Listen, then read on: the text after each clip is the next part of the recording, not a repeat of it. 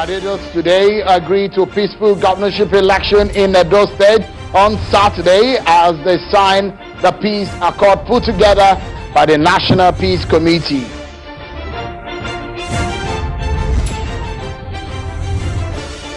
And Deputy Minority Leader in the House of Representatives has asked President Buhari to listen and heed to the former President Olusegun Obasanjo's advice on the state of the nation.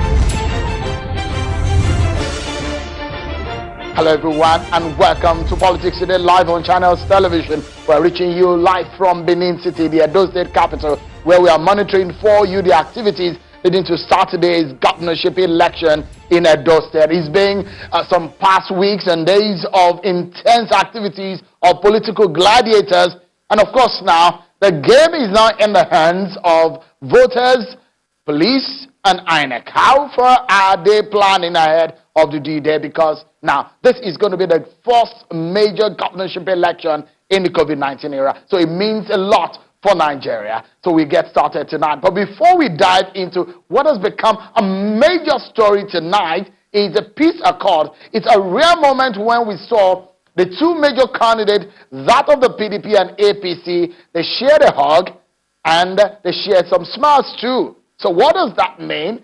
Does that mean all of drums of war that we've seen in the past weeks will now die and the sounds of guns will now be silenced for good? We'll hear more on the strategies to achieving that. But let's first of all give you some top political stories that we're following for you right here on Channels Television, that you're home for the news. Let's tell you that President Muhammadu Buhari has had a virtual meeting with members of the Presidential Economic Advisory Council at the council chambers and at the State House in Abuja. In attendance physically at that meeting were the Minister of Finance, Budget and National Planning, Mrs. Zainab Ahmed, the Central Bank Governor, Godwin Emefiele, and the Minister of Humanitarian Services and Disaster Management, Sadiya Farouk. Members of the Economic Advisory Council attended virtually, where the Chairman, Professor Doyin Salami, Vice Chairman of the committee, Dr. Muhammad Sagagi, Professor Ode Ojogu, amongst others. Well, then let's tell you more about some other stories that we're following for you. It seems that we're getting some reactions, more reactions, of course, trailing the comments and the statement of the former President Olusegun Obasanjo about the state of the nation. This latest reaction is coming from the House of Representatives and the leadership of the minority in the House, coming from the Deputy Minority Leader, Honorable Toby Okechukwu. He said today that President Buhari should forget the messenger and heed the message of the former President Olusegun Obasanjo. In the statement released today by the lawmaker, quote, "It is logical to conclude that Chief Obasanjo, other well-meaning Nigerians, and these highly respected international organizations could not have been all wrong at the same time. Hardly a day passes without a harvest of deaths, destructions, and tears induced by marauding terrorists, bandits, kidnappers, and other bands of violent criminals who are continually cashing in on our worsening divisiveness and vulnerability." End of quote.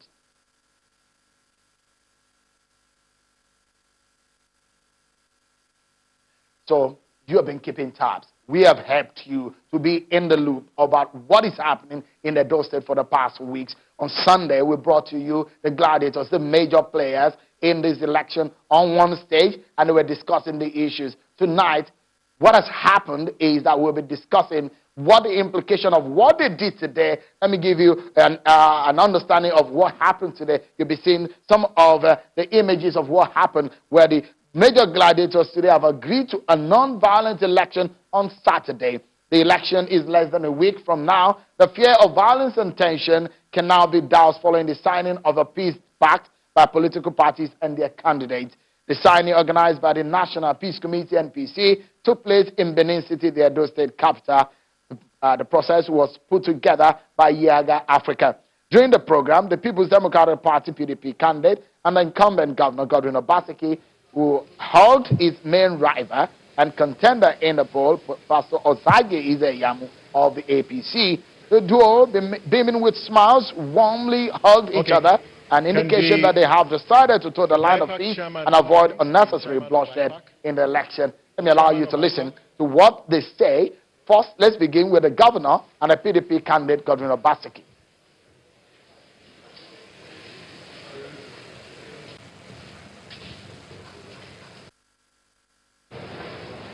I want to say on behalf of myself as a candidate of the party and my party, the People's Democratic Party, that we're fully committed to ensuring that we have peaceful elections.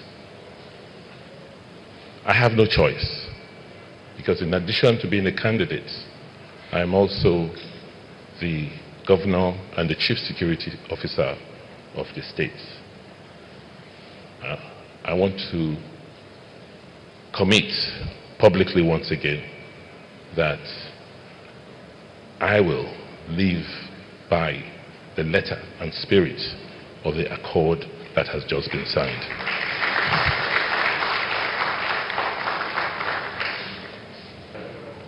Let me reaffirm to our commitment to what has been signed and to assure Nigerians, and particularly our people in Edo State, that we will talk to all our supporters, we will conduct ourselves peacefully, we will do all our best to ensure that the election is peaceful. We support free, fair and credible elections. We believe that is the only way we can sustain our democracy, and want to assure all our dignitaries that by the grace of God, the election is going to be very, very peaceful. Thank you so much, and you've heard them. Let's now get talking about this. So tonight, this is a perspective at which we are looking at the issues. Of course, you heard the major gladiators. What about the organizers, the National Peace Committee? Let me allow you to listen to General, the former head of state, General Abdulsalami Abubakar. The NPC is in Edo today to support this process, not just for the signing of the peace accord by all candidates, but also to encourage you all to accept the outcome of the elections, no matter the result. At this junction, let me thank His Royal Majesty for the role he played when the tension was at its peak. I congratulate His Royal Majesty and all those participants who abided by his call to bring peace to Edo State.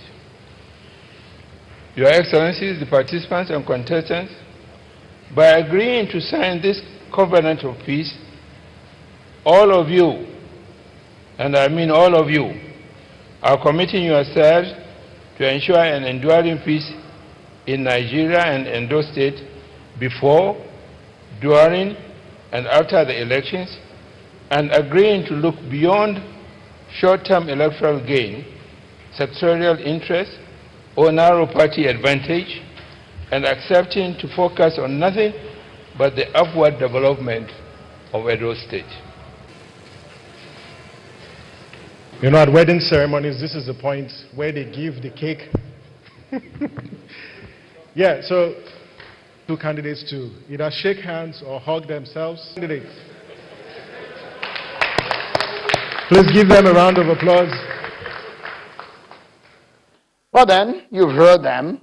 What are the implications of what has been said today? Not only words, they officially signed the dotted lines on what they have said, the commitment they have made, and going forward, what a lot of people are looking forward to is that there won't be any bloodshed. But how would this happen? It's in the hands of the organizers, INEC, and of course, the police. What are they doing? So tonight, we have brought the two organizations and institutions into this room to speak to us about their planning ahead of the election. Of course, we have the National Commissioner in charge of publicity at INEC and voter education, Mr. Festus Okoye. Thank you so much indeed for coming on the program tonight. And the DIG, Deputy Inspector of General Police, in charge of research and planning, Mr. Leye Oyemade. Thank you so much indeed. Oyebade, I beg to say, thank you so much for coming tonight. Thank you.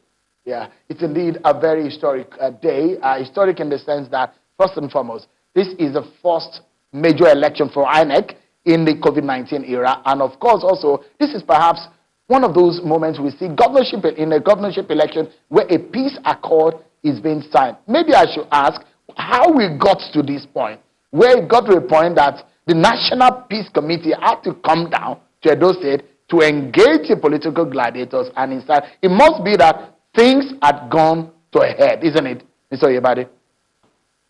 Thank you. I think it's a noble gesture. And when you look at the letters and the spirit behind that document, speaks volume. The content was well read out to everybody, even before the signing. And the content is very explicit, talking about the need for peace, talking about the need for maturity, talking about the need for everybody to know that their voices can make or mar the election. So it's a lot of innovation, I will put it that way. Because if you follow the trend of events, you know, the Oba called the two of them also to a parley. There was a meeting, and then this one is coming up. It has a lot of implication because I said it in the morning. Two key words, accountability and responsibility. If you are committed and you are signing, you are putting all you have into for in terms of you being accountable. So it's a lot of commitment. Mr. Oyebade, yes. Before we got here, it must have been that there is a huge level of fear that there will be violence. We've seen shootings, we've seen violence in coming into this very week. I'm asking, what do you think could have led to this moment where we had to be signing peace accord in a governorship election? A lot of people are just getting too agitated. And there's no need for that. The police, as an organization, we have put our house in order. We have done training and retraining of our personnel.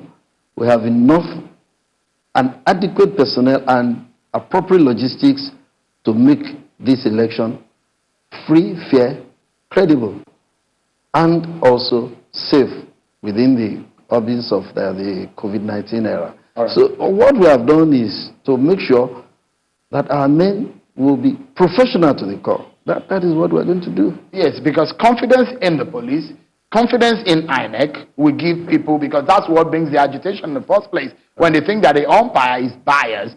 But from the INEC point of view, is this perhaps the biggest election in terms of the fear of violence for you in the past years? Well, there has been fear, there has been apprehension, and there has also been anxiety building up in relation to this particular election. And this fear and this anxiety started building from the nomination processes of the political parties, and the acrimony and the issues arising from the nomination processes and the issue of internal democracy within some of these political parties built up to this. So as the campaigns progressed, the political parties and the candidates and their supporters started using intemperate language, they started using base language, and they started using language that could incite and excite disaffection amongst their followers, and also incite public disturbance, so to say. So I believe that this signing of this peace accord is very timely and is very, very important and fundamental to moving forward. The chairman of the Independent National Electoral Commission was here and appealed to political leaders, appealed to religious leaders, and also appealed to all the critical stakeholders to intervene and make sure that we have a conducive atmosphere for the holding of a free, fair, and transparent election. So this particular peace accord, for me, shows some level of accountability. It also shows that there is a possibility that people can enter into a covenant with the people, and also a covenant that allows them to pull back from where they were before in order to guarantee the conduct of peaceful elections. Because we believe that if we tone down the rhetoric. People will have confidence. People will engage with the electoral process, and people will come out to exercise their democratic franchise. And I think that that is what the signing of the peace accord is all about. Okay, so some people have described the peace accord, the signing, as a paper, theoretically. So we're looking at the practicality of what they have done today, the implications. But we take a breather. And when we come back, for the people of Edo State, for Nigeria, for INEC and the police, some say it's a litmus test. What does this mean? We come back and analyze these issues for you. Don't go anywhere. We'll be right back, everyone.